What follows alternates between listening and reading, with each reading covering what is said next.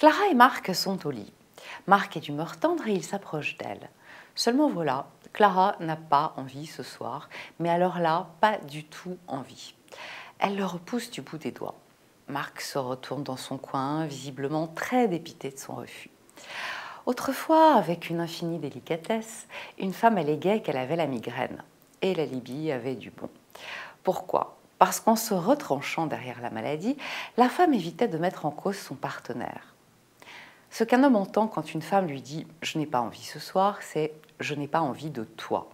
Et on touche là à une question narcissique. C'est l'expression de sa virilité qui se trouve menacée.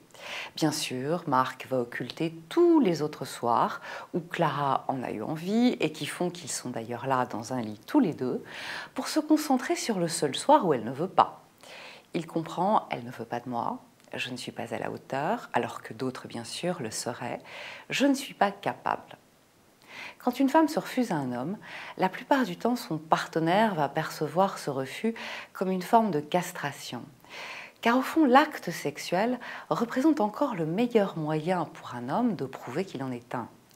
Se heurter à un refus signifie pour lui la négation de sa virilité, de sa masculinité.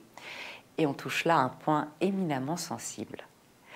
Pas question, bien sûr, pour Clara et toutes les autres d'obtempérer pour ne pas froisser l'ego de son partenaire. Il ne s'agit pas de cela. Il s'agit au contraire de rassurer, de ne pas éluder la contrariété de son compagnon, ne pas faire comme si elle n'existait pas parce que ce serait le nier lui.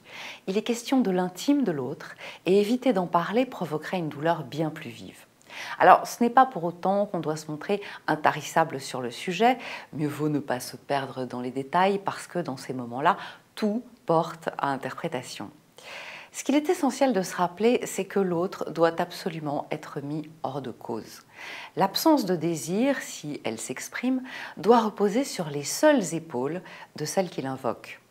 On peut prendre la leçon de nos grands-mères et trouver une expression plus moderne à la migraine et se souvenir surtout que tout est de notre faute et seulement de notre faute.